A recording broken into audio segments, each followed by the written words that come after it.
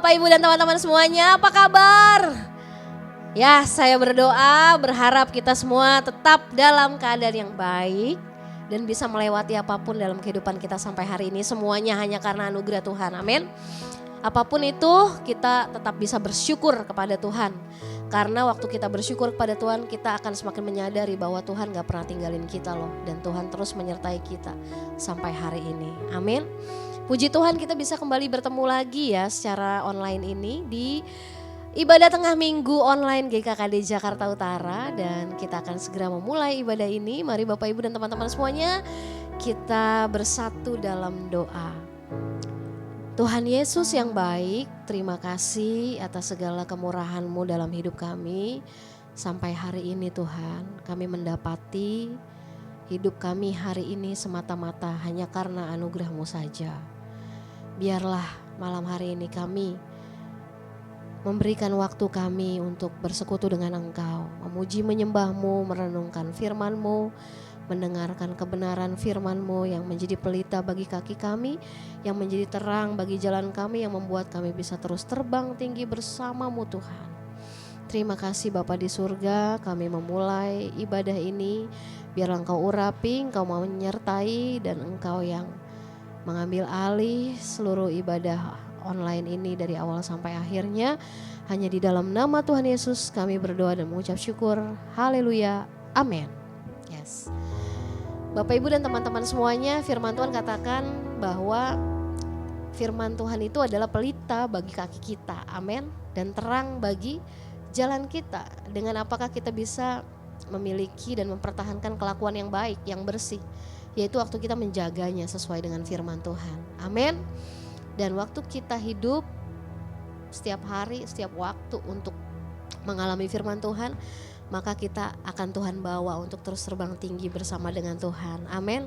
Haleluya, kita mau sama-sama memuji Tuhan. Kita mau katakan, ku kan terbang tinggi di awan bersamamu dalam kemuliaan. Haleluya. Yuk kita bertepuk tangan sama-sama ya.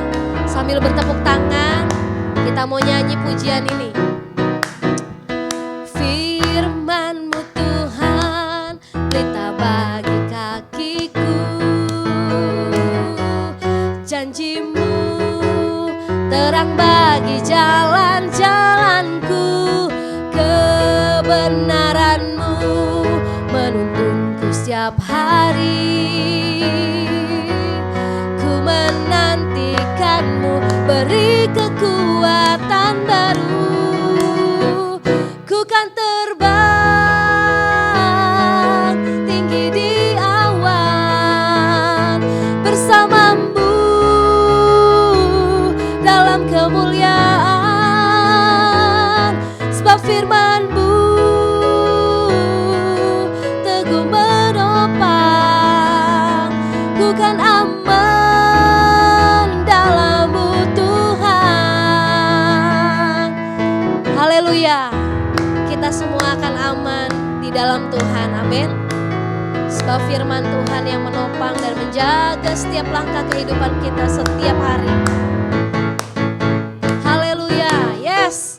Firman-Mu Tuhan, pelita bagi kakiku. Janji-Mu terang bagi jalan-jalanku. Kebenaran-Mu menuntunku setiap hari. Ku menantikan-Mu, ku menantikan-Mu, beri kekuatan baru. Yes, ku kan terbang tinggi di awan bersama-Mu dalam kemuliaan. Sebab firman-Mu teguh menopang. Ku kan aman dalam-Mu Tuhan. Ku kan terbang, ku kan terbang tinggi di awan bersama-Mu dalam kemuliaan. Sebab firman-Mu teguh menopang. Ku kan aman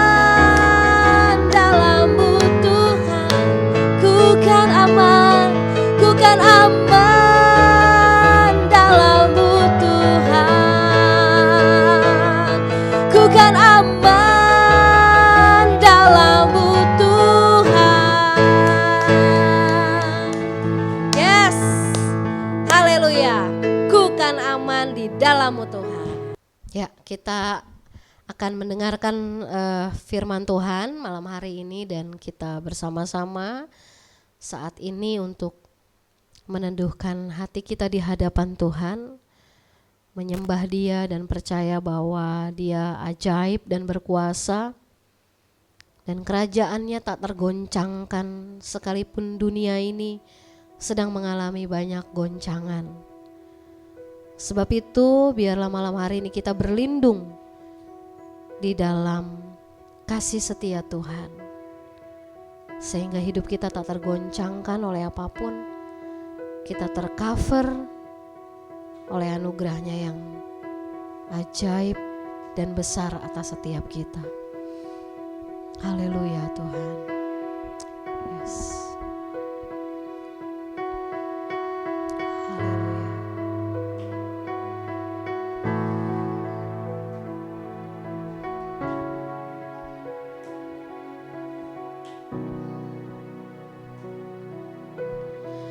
Betapa dahsyat Engkau Tuhan,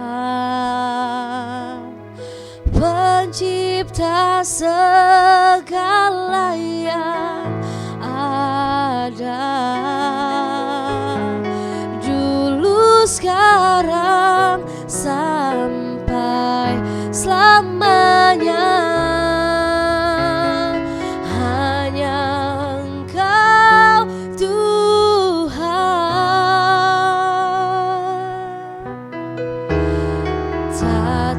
Terselami pikiranmu, tak terukur panjang setiamu, dulu sekarang sampai selamanya. Hanya Engkau Tuhan,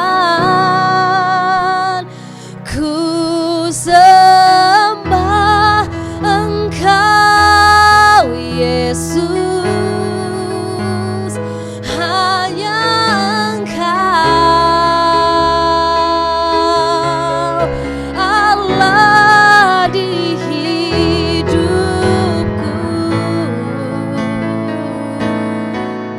tiada yang lain.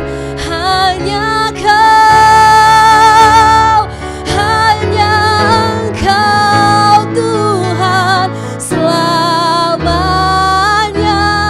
Kau tetap Allah walau dunia semua bergoncang,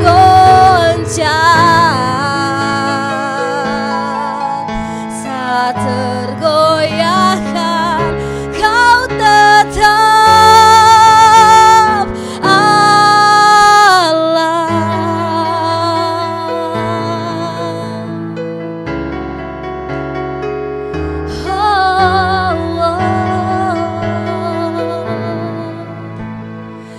Biarlah kami berlindung di dalam kerajaan yang tak tergoncangkan ya Tuhan. Meski di sekeliling kami, meski di sekitar kami ada sesuatu yang sedang menggoncangkan, tetapi kami aman karena kami berlindung di dalam kerajaan yang tak tergoncangkan itu. Haleluya Tuhan.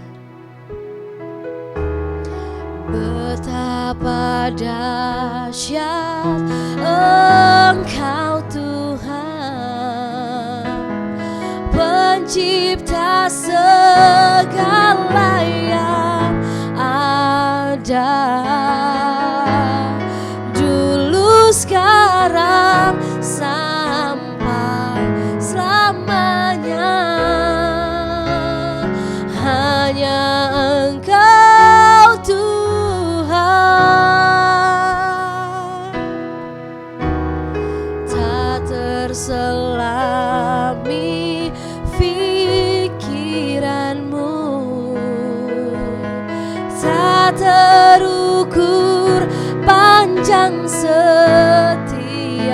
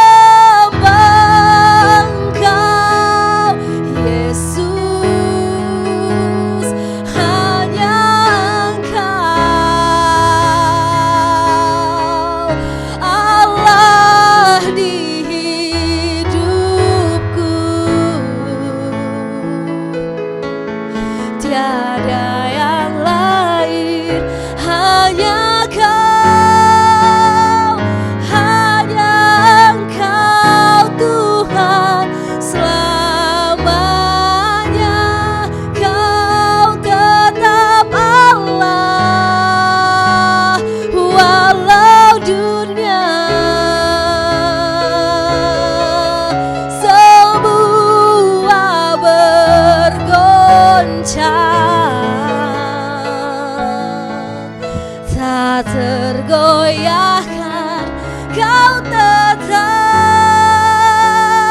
Allah,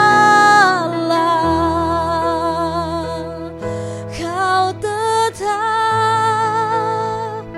Allah, Kau tetap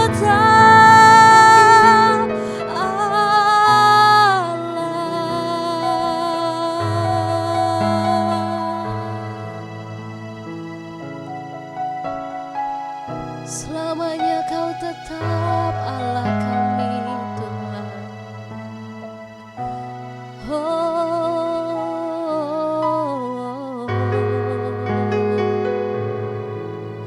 Kami sembah Engkau Yesus, kami tinggikan nama-Mu Tuhan.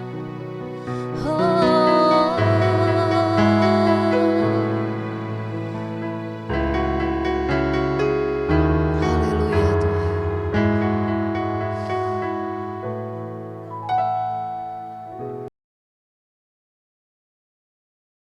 Shalom semua jemaat Tuhan, puji Tuhan, malam hari ini kita ibadah online kembali dan kita mau mendengarkan firman Tuhan. Mari setiap kita bersama-sama bersatu dalam doa.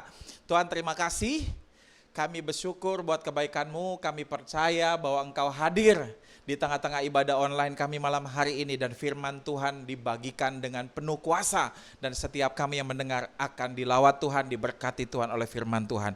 Bicaralah Tuhan, kami siap mendengarkan, baik kami Bapak Ibu dan orang-orang yang dewasa maupun anak-anak muda.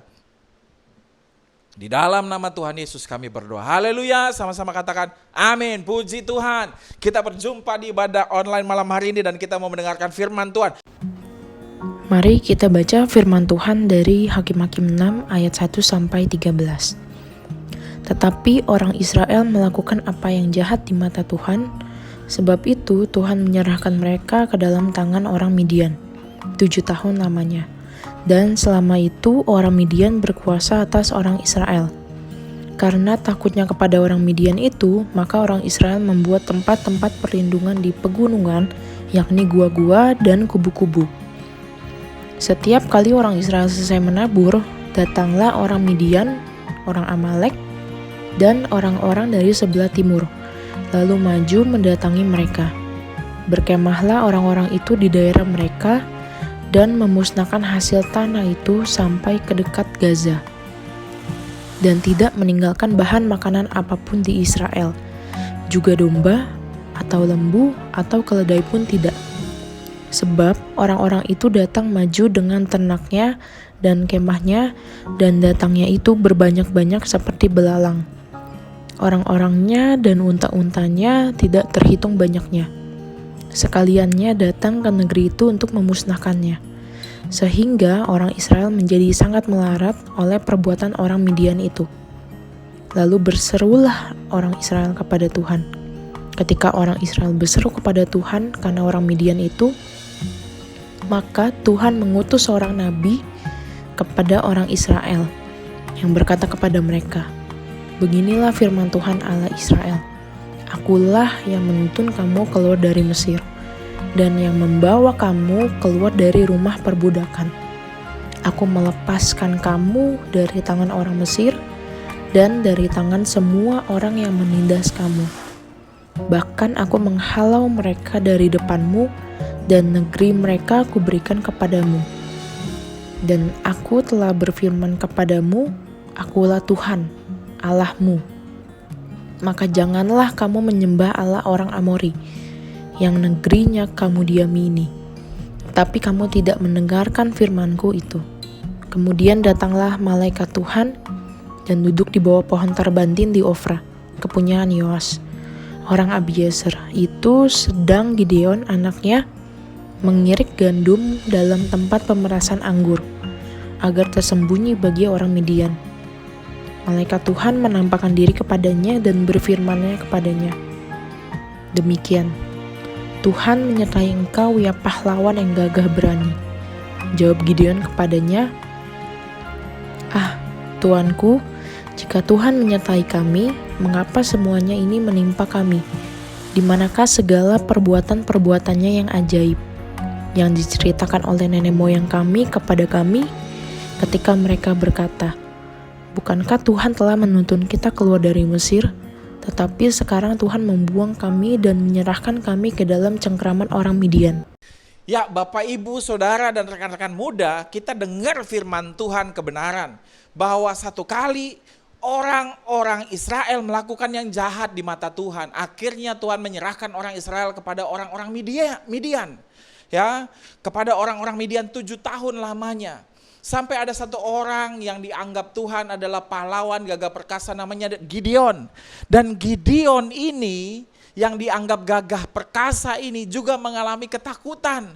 Bayangkan, dia mengolah gandum di ladang pengirikan anggur. Kenapa dia tidak mengolah gandum di ladang pengirikan gandum? Karena ladang pengirikan gandum dikuasai sama orang Midian.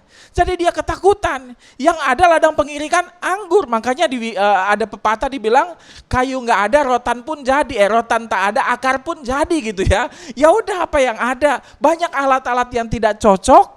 Tetapi itu cuma yang ada untuk mengirik gandum, itulah yang dilakukan karena dia ketakutan. Orang-orang Israel pada bersembunyi di gua-gua, di pegunungan-pegunungan. Buat apa? Orang zaman dulu tinggal tuh di dataran-dataran rendah ya. Pegunungan-pegunungan itu tempat buat cari buat cari kayu-kayu, buat apa segala macam. Jarang karena pegunungan tinggi, capek orang kalau tinggal di sana. Jadi mereka cari dataran rendah. Tapi orang-orang Israel ke pegunungan-pegunungan. Kenapa? Karena ketakutan. Dan tinggal di gua-gua. Bayangkan betapa tidak nyamannya hanya karena ketakutan. Kalau kita takut, maka kita nggak jadi maksimal. Maka itu kita jangan menjadi takut. Nah, tapi Tuhan menyerahkan orang Midian Tuhan menyerahkan orang Israel kepada orang Midian karena Israel melakukan yang jahat di mata Tuhan. Nah, ada 3 poin yang saya mau sampaikan. Yang pertama, Tuhan menyerahkan kepada orang Israel kepada orang Midian supaya orang Israel bisa menyadari kembali bahwa Tuhan itu adalah solusi dalam hidup mereka. Poin yang pertama saya mau sampaikan adalah Tuhan kita adalah Tuhan yang dahsyat, Tuhan yang hebat, dan Dia adalah sumber daripada solusi. Bapak, Ibu, Saudara sekalian, seringkali kita lupa bahwa Tuhan yang kita sembah adalah sumber solusi. Kalau kita punya masalah, kita nggak langsung cari Tuhan. Kita punya masalah keuangan, kita pinjam kanan kiri, kita pinjam sama orang lain. Kita nggak belajar datang dan meminta kepada Tuhan, pertolongan kepada Tuhan. Kalau kita punya masalah dengan kerjaan kita, dengan studi kita, dengan keluarga kita, kita langsung curhat sama manusia yang kita anggap adalah teman dekat kita. Kita nggak curhat sama Tuhan dulu melalui doa. Nah, dalam kondisi di mana orang Israel terkungkung, terpenjara, orang Israel dipaksa untuk belajar lagi mengenal bahwa Tuhan itu hebat, Tuhan dahsyat, dan Tuhan itu sumber solusi. Nah, itu yang Tuhan pengen kita jadi tahu. Nggak kebetulan juga masa pandemik ini terjadi. Walaupun saya percaya, saya yakin bukan Tuhan yang merancang ini semua. Tapi kalau diizinkan sama Tuhan, itu artinya supaya kita belajar lagi mengenal bahwa Tuhan yang kita sembah adalah Tuhan yang hebat, dahsyat, luar biasa, kuat. Dan supaya kita tahu bahwa Dia adalah sumber solusi. Bapak, Ibu, seperti 2 minggu yang lalu saya sampaikan. Ya, kalau Tuhan izinkan kita ngalamin masalah, lembah kekelaman, lembah ketakutan, itu bukan supaya kita tinggal di situ. 2 minggu lalu saya sampaikan, lembah kekelaman dan lembah ketakutan itu hanya untuk dilewati atau dilalui. Karena Daud berkata, sekalipun aku melewati lembah kekelaman percayalah hanya untuk dilewati bersama dengan Tuhan, bukan untuk ditinggali. Maka itu Bapak, Ibu, Saudara sekalian, lembah kekelaman itu membuat kita jadi mengerti bahwa Tuhan adalah sumber solusi. Nah, saya mau bagikan sama Bapak, Ibu, Saudara sekalian, kita dibawa Tuhan untuk menjadi kuat. Sekalipun keadaan situasi kita tidak kuat, tidak menjadi kondusif, tetapi Bapak, Ibu, dan teman-teman muda, Tuhan pengen kita jadi kuat, bahkan jadi berkat. Nanti di akhir saya sampaikan, dengan cara kita melihat bahwa Tuhan adalah sumber solusi. Apa yang kamu alami hari ini? Mungkin ada yang sakit, bahkan mungkin ada yang terpapar COVID hari ini. dan kamu merasa tidak berdaya, penuh dengan ketakutan, nggak perlu takut. Saudara bisa hubungi saya juga atau rekan-rekan pelayanan yang lain. Minta didoakan. Kita juga punya doa online, seminggu 2 kali di Facebook online ya, akan didoakan semua, dan kita punya call center online yang bisa dihubungi untuk untuk memberikan beban doa, dan pokok doanya akan didoakan secara online. Ya, Bapak Ibu bisa kontak juga, bisa hubungi itu juga. Ya, nah saya mau bagiin bahwa Tuhan pengen kita mengenal bahwa Dia adalah sumber solusi. Lalu yang kedua, nah ini yang penting nih. Tujuan iblis adalah membuat kita diam, tidak berkutik. Maka itu Bapak Ibu dan teman-teman muda, jangan stop. Tetap berjalan di dalam Tuhan, bahkan melayani Tuhan. Coba bayangin, Gideon itu dan orang Israel dibuat sama setan, dibuat sama iblis, sampai gak berkutik, diam dan gak bisa ngapa-ngapain, ketakutan. Saya mau bagikan sama Bapak Ibu Saudara sekalian, kenapa kok iblis tujuannya membuat kita sampai diam, kalau bisa gak berkutik dan gak punya keinginan lagi buat bangkit. Karena kita ini adalah umat pilihannya Tuhan. Umat pilihan Tuhan, iblis akan targetkan gimana caranya supaya mereka diam gak berkutik. Kalau saudara cuman down doang, cuman jatuh dalam dosa, itu belum menjadi target utama. Walaupun itu pekerjaan setan juga dalam hidup saudara, tetapi itu belum menjadi target utama. Kalau saudara baru sekedar enggak melayani, itu bukan target utama. Itu cuman salah satunya aja, belum sampai penuh. Targetnya iblis, dia pengen jadikan saudara diam, enggak berkutik, sampai saudara enggak punya keinginan lagi buat bangkit dan memuliakan nama Tuhan. Saudara gak punya pengharapan lagi sama Tuhan. Kalau udah begitu udah tenang iblis. Karena buat setan, buat iblis, selama saudara masih percaya sama Tuhan, selama saudara masih jatuh bangun dalam dosa walaupun itu tidak baik, iblis belum puas. Dia pengen supaya saudara itu namanya ngejugruk gitu ya. Ya, masuk dalam kubangan, tiarap sampai gak bangun lagi. Sama seperti orang-orang Israel. Makanya Tuhan datang sama Gideon dan berkata, hai pahlawan yang gagah perkasa. Tapi Gideon juga masih belum percaya. Coba bayangin. Belum percaya saking apa? Saking kuatnya kuasa setan, kuasa iblis yang mencengkram, yang membuat takut orang-orang Israel. Saya mau begini, kenapa sih iblis targetnya pengen bikin Bapak, Ibu dan teman-teman sampai tiarap, nggak berkutik dan tidak bisa melakukan apapun lagi? Tahu nggak kenapa? Karena kita ini adalah umat pilihan Tuhan, umat yang disayang Tuhan. Saya mau bagikan di perjanjian lama maupun di perjanjian baru. Saya mau bagikan semua umat Tuhan. Kalau dia umat Tuhan, kalau dia pilihan Tuhan, dia biji matanya Tuhan, walaupun mereka salah jalan.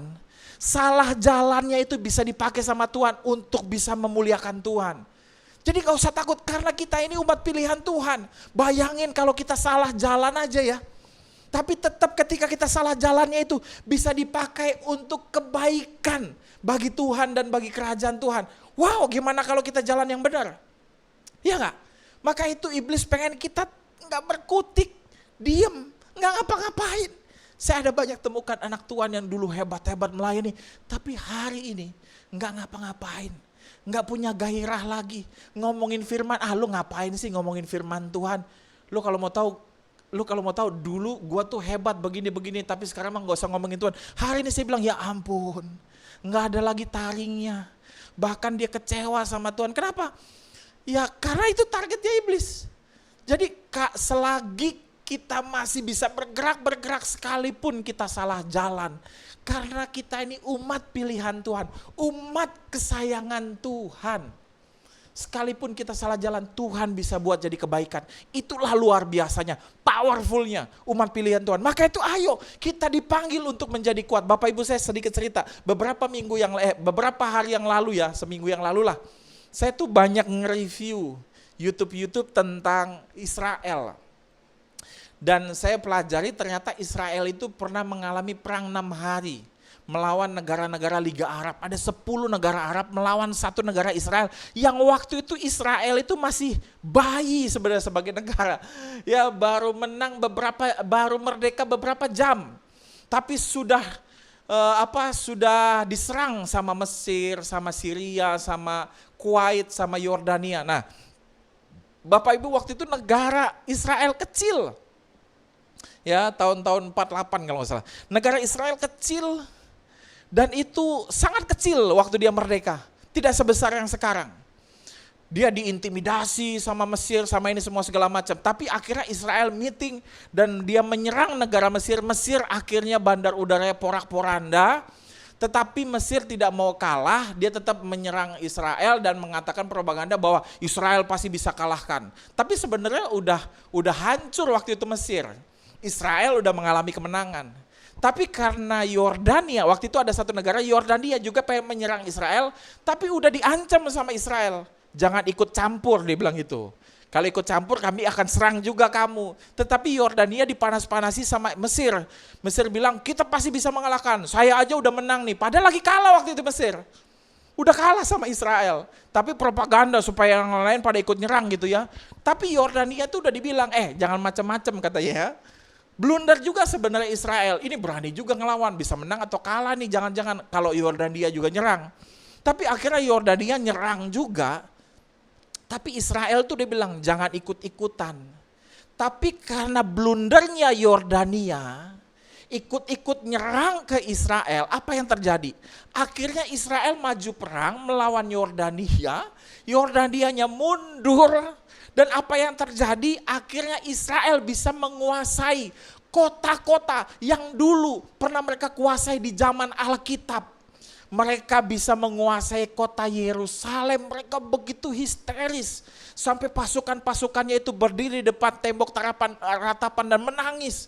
Bayangin, cuman gara-gara blundernya Yordania, salah jalannya Yordania, akhirnya dipakai sama Tuhan untuk bisa membawa umat Israel, ya orang Israel pada waktu itu bisa mengalami yang namanya kemenangan dan mendapati lagi kota Yerusalem. Coba bayangin ya. Israel itu kan secara fisik, jadi umat pilihan secara fisik. Kita ini lebih luar biasa lagi. Israel yang dipilih secara rohani, hatinya Tuhan, spiritnya Tuhan ada dalam kita. Ya, bayangin waktu itu negara Israel yang fisik melawan 10 negara Arab, 10 Liga Arab. Bisa menang, saya yakin itu karena ada kuasa Tuhan yang menaungi Israel. Dan dia bisa mengalami yang namanya menang lagi kembali, menguasai kota Yerusalem. Itu luar biasa.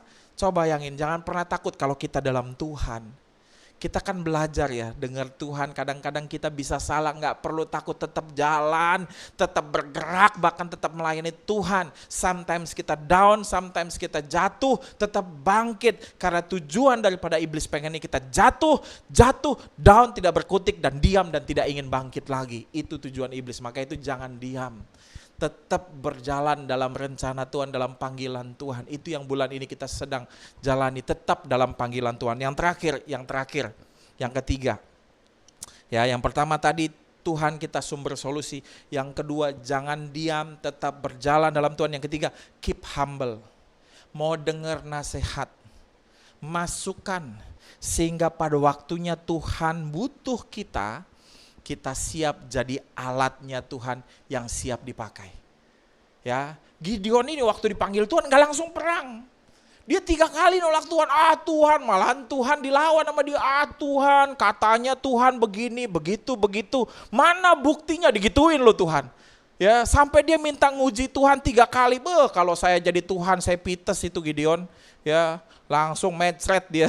Ya, kalau saya jadi Tuhan, aduh panas hati saya. Karena Gideon tuh minta tanda, nanti di akhir-akhir teman-teman Bapak Ibu dan rekan-rekan muda baca. Gideon minta tanda aneh-aneh. Yang pertama minta bulu domba ditaruh di atas rumput. Pagi-pagi nanti kalau saya lihat air embunnya ada di atas, maka rumputnya bulu dombanya di bawah, lalu ada rumput, maka benar di bawah rumput di bawah bulu domba itu kering, maka benar engkau menyuruh aku. Tuhan lakukan, embunnya ada di atas bulu domba gitu ya. Bulu dombanya basah lalu rumputnya kering. Cuman kan itu mah gampang gitu ya. Dan besoknya diminta begini sampai 3 kali itu. Yang terakhir paling susah. Dia minta begini. Dia minta Tuhan, aku minta besok aku taruh bulu dombanya katanya ya, aku taruh di atas rumput, aku pengen lihat rumput dombanya itu kering, bulu dombanya kering, rumput di bawah basah. Itu kan susah kan? Harusnya rumputnya, bulu dombanya dulu tembus basah, baru rumputnya nembus ke bawah basah gitu ya, harusnya rumputnya basah. Tapi enggak, dia minta bulu dombanya basah, rumput di bawahnya kering. Kan susah, tapi Tuhan buktikan. Dan akhirnya Gideon menyerah dan mendengar nasihat Tuhan. Tapi enggak cukup di situ doang. Ayo maju perang. Wih, pas maju perang ada 33.000 orang. Boh, Gideon yakin nih, musuhnya itu kan ratusan ribu Bapak Ibu dan teman-teman muda. Tapi Gideon cuma 33.000, udahlah gak apa-apa menang. Tuhan bilang kebanyakan. Ya ilah Tuhan, kalau saya jadi Gideon, tadi kan saya jadi Tuhan. Kalau saya jadi Gideon, ya ilah Tuhan, ini mau ngajakin udah perang aja, udah syukur saya mau maju gitu ya. Ini pakai disaring-saring segala, disaring. Yang takut pulang katanya gitu ya, dia dengerin Tuhan. Tuhan kasih nasihat, yang takut pulang, suruh pulang. Aduh Tuhan, kurang kerjaan, 33.000 kan modalnya gede itu Tuhan. Prajurit kalau mati 5 masih banyak Tuhan gitu ya. Tapi akhirnya apa yang terjadi? Yang pulang, yang takut pulang. Kata Gideon, dia dengerin Tuhan. Kata Tuhan, masih kebanyakan, ampun Tuhan gitu ya. Masih kebanyakan juga Tuhan. Akhirnya Tuhan bilang, saring jadi 300. Ya ilah Tuhan 300, udahlah pulanglah, nggak usah maju perang kalau saya jadi Gideon gitu ya. Udahlah pulang aja lah, ini mau perang atau mau ngapain cuma 300 lawan ratusan ribu. Ya, tapi Gideon dengerin nasihat Tuhan. Gideon dengerin Tuhan, dia terima masukan, keep humble. Sama akhirnya pas dia maju berperang, Tuhan bilang lagi turun ke bawah, dengerin pasukan Midian. Lalu turun ke bawah, orang-orang Midian ada yang dapat mimpi. Dan akhirnya mimpi itu disimpulkan bahwa itulah tombak dan pedangnya Gideon yang menakutkan. Akhirnya makin kuat lah Gideon. Dan akhirnya apa yang terjadi? Mental Gideon makin kuat, makin siap, dan pada waktunya maju menyerang, Gideon kuat. Saya ini dulu waktu tahun-tahun, ya mungkin sekitar 10 atau 15 tahun yang lalu. Kadang khotbah saya bagus, tapi kebanyakan berantakan. Kadang khotbahnya bagus, yang lain diberkati, tapi banyak juga berantakannya, banyak ngalor ngidulnya kadang khotbahnya, banyak orang bingung habis saya khotbah. Setelah saya khotbah, saya lihat di kening orang-orang jemaat pada tanda seru semua.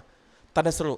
Tadi Bang Robi khotbah apa ya kayaknya gitu ya. Bukan diberkati malah bengong, bingung gitu ya.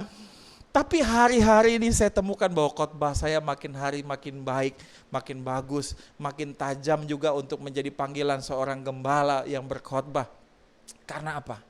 Saya banyak mendengar masukan, nasihat, kamu harus begini, tambahkan ini, tambahkan itu.